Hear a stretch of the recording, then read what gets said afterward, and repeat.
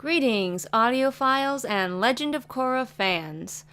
Oh, who am I kidding? Welcome, Bolin fans, to my reading of my fanfiction, Castle of Glass. Legend of Korra and the characters therein belong to their respective owners and creators. The original characters and the premise of this story belong to me. Enjoy!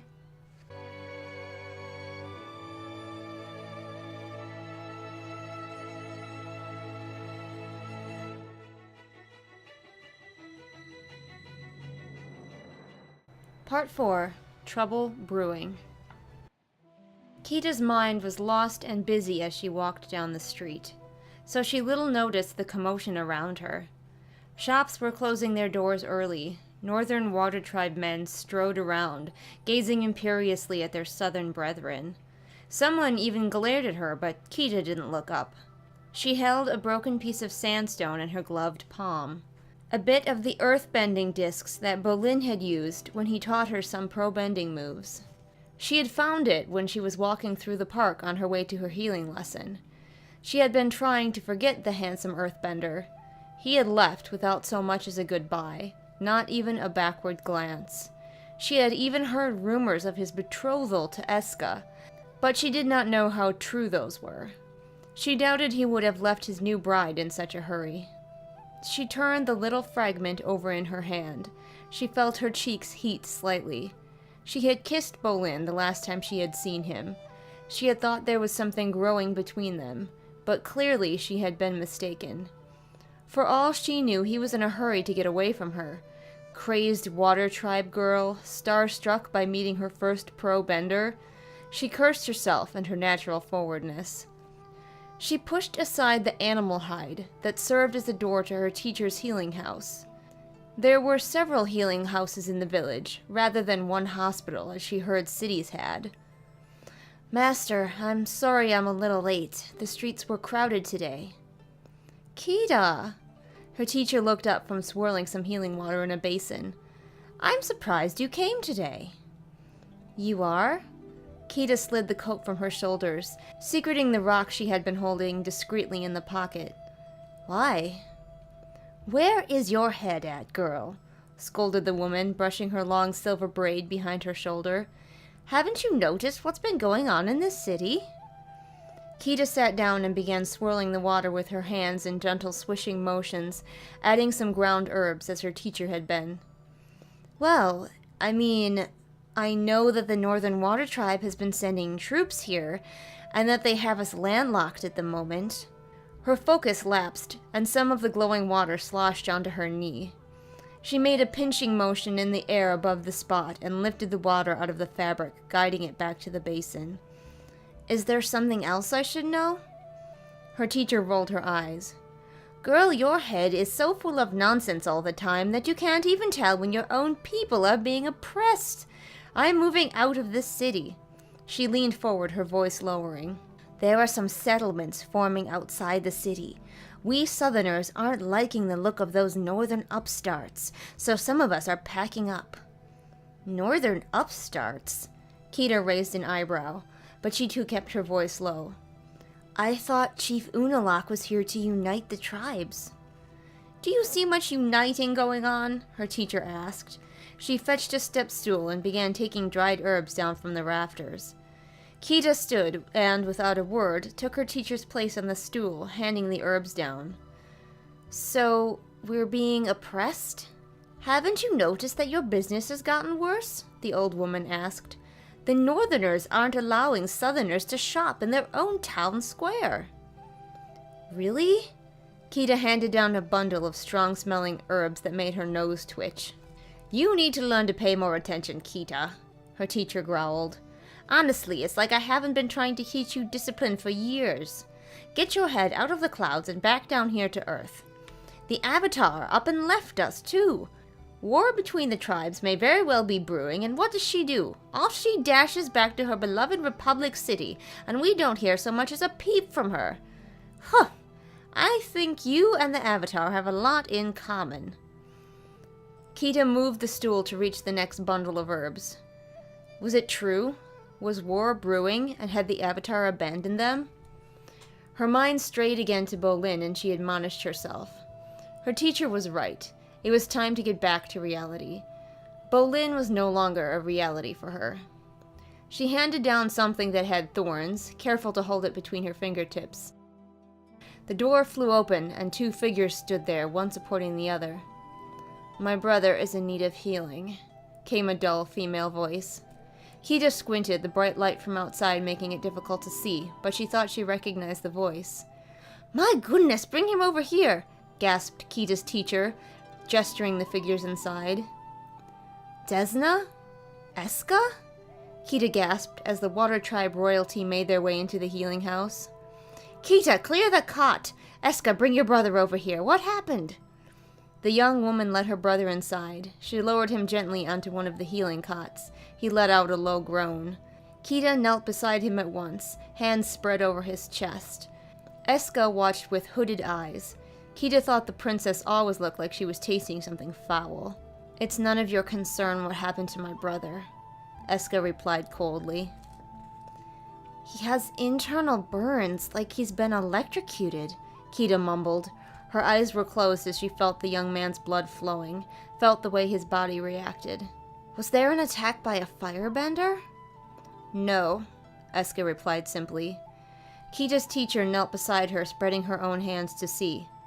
"She is right. It does seem as though some form of electricity went through him. It is strange. I sense some other energy. Do you feel it, Kita?"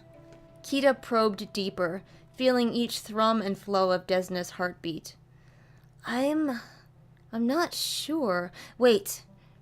Something was there, a cold slithering feeling. "Spirit magic?" she asked. She had not had much experience with it. Once or twice a year, someone would be attacked by a dark spirit, and a few times Kita had been available to help. "It is," her teacher nodded, which Kita sensed rather than saw. "Can you extract it?" "This is not the time for an inexperienced healer." Eska spoke up, her tone icy.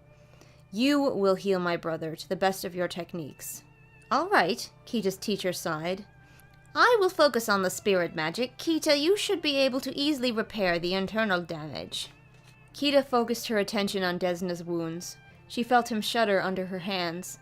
His mouth moved fractionally. "Father, no, you must not," he hissed between thin lips. Kita felt his words reverberating in his chest as she encouraged his body to heal. She opened an eye and glanced toward the boy's pale face. His eyes were still closed. She refocused herself and continued to work. It did not take the 2 healers long before Desna was well again. He said nothing to him, though his eyes caught Kita's for a moment. Perhaps there was thanks in their blue. She decided to believe there was. "Goodbye," she called, weakly, as the 2 left the hut. "I don't like the look of that at all." Kita's teacher shook her head, still watching the door where the twins had disappeared. "Spirit magic.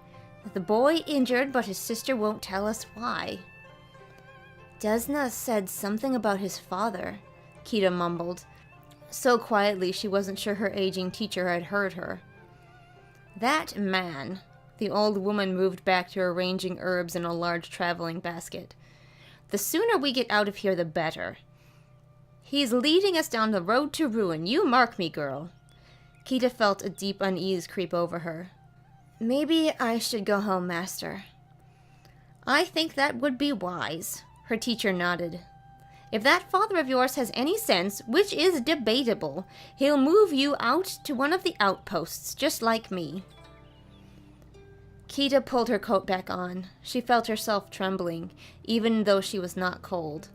Something was very wrong. She had felt the spirit magic that lurked inside Desna. She hoped her teacher had gotten it all out of the boy. When she got home, her father was active. "Dad?" she asked. Her mind had been so lost in these new confusing issues that she walked in the front door. Usually she preferred to sneak in through her bedroom window, so her father didn't know she was home and couldn't put her to work. "Kita!" Her father looked up when she came in. He was loading vases and sculptures into a wooden crate padded with hay. "Good, you're here. Go upstairs and gather your things. Then help me pack up the office." "Dad, what's going on?" Kita stood in the doorway, her brows knit together with concern. 2 Northern Water Tribe soldiers were just here. Her father's voice was tight. They were rude. I've decided we're leaving. As her father turned, Kita saw a bruise blossoming on his cheek. She darted towards him, hands ready. Rude? What did those thugs do to you? He waved her away. Kita, focus. It's time we showed a little loyalty to our tribe. I'm not standing for this anymore. I should have left when our neighbors did. They left? Kita looked at the wall which abutted the neighboring store, as though she could see through to the empty shelves beyond. Kita, where has your head been these last few days? Her father asked, annoyance in his voice. I'm sorry. She looked at her boots, ashamed. At least let me look at your cheek, she pleaded gently. It could be worse than a bruise. I don't have time for this, he grumbled, but he sat down on a stool just the same. It was indeed only a bruise, and Kita healed it easily. Then she did as she was told and went upstairs to pack up her room. She couldn't shake the seeping feeling of unease. Would they be gone long? She should have asked, but she was too distressed by how quickly everything was falling apart. Things hadn't seemed so bad. Sure, the Northerners were bullies and overfond of using their waterbending aggressively, but war? They couldn't go to war. Her tribe would be slaughtered. They didn't even have enough warriors. Chief Tonrock was Unalak's brother. Couldn't they work something out without bloodshed? She rolled up her blankets, glancing at the sculpture that she and Bolin had made together. A crack had formed because of the way she had hardened it, but the crack only seemed to add character. Without thinking, she reached over and picked up the piece. Bolin, where did you go? Where did the avatar go? She finished up in her room, deciding to pack sparingly. They would come back home. She had to believe that. She thought about the sculpture, held it in her hands for a long moment. Then she set it back on her nightstand. It was too fragile for travel, she told herself. Or maybe she was a little mad at the man who had helped her to create it. She could hear her father still working in the store, so she went to the back room. Failed art and overstock lined the shelves. Should she bring her pottery wheel? She would save it for last, see how much they had to move, and how they were going to get to the camp. Instead, she went over to her father's desk and began stuffing papers into a messenger bag. She little heeded what she was doing until one of the papers escaped her fingers and drifted to the floor. She made a disgruntled sound and bent to pick it up. Her breath caught in her throat. Kita, I'm sorry I didn't get the chance to say goodbye to you. I stopped by your house, but you were off at training, and I realized I didn't know where that was. Your dad scares me, so I didn't ask him. Instead, I figured I would write you a letter. Avatar Korra says we have to go back to Republic City. She says we have a good chance of getting an army and bringing them back to help prevent war. I shouldn't be gone very long. I wanted you to know that I liked that kiss. I didn't want you to think that I didn't because I left. Eska and I aren't together anymore. I told her today. She was a little mad. All right, very mad. That's another reason I needed to leave in a hurry. That girl is terrifying. I hope I'll see you again soon. Bolin. Kita read the letter a second time, then tucked it gently into the collar of her shirt. Anger fumed inside her. What was Bolin's letter, obviously several days old, doing in her father's desk? She continued stuffing papers, though she was even less careful than she had been, into the bag. Papers tore and crumpled as she shuffled and fumed. When she finished, she marched back into the shop, her best glare aimed at her parent. Are you ready? Torque raised his head to look at his daughter. He must have recognized the expression on her face because he looked down again, as though hoping it would go away. So, Dad, I was tidying your desk and I found this. She lifted the letter from her collar. Did you forget to give it to me or something? Her father didn't answer. He kept busy packing up the last few things, then repacking them when Kita didn't go away. I didn't forget, he said quietly. Kita rarely saw her father looking ashamed. She wasn't sure what to do with it. Her father was usually yelling at her and turning her arguments around on her. Why did you keep it? If you didn't want me to have it, why not just burn it? She leaned on one hip, arms folded. I wasn't sure, he said huskily. You know how I feel about you dating. You already have enough to keep you busy without boys complicating things. But this boy is friends with the Avatar. What? Kita snapped. You kept this letter because he knows the all-important Avatar? Not because he's a nice guy? Because he has powerful friends? Kita, please, not now, her father said. He straightened, his face firm again. Kita found herself bitterly wishing that she hadn't healed the bruise. His eyes were cold now. We do not have time for this. That boy left, and it doesn't look like he or the Avatar are coming back. They abandoned us, and he probably forgot about you as soon as he got back to the city. Or maybe he's busy. Or maybe our mail isn't getting through because there's a freaking blockade in the harbor. Is this the story that you're going with? That you're protecting my fragile feelings from the big, mean boy? Kita!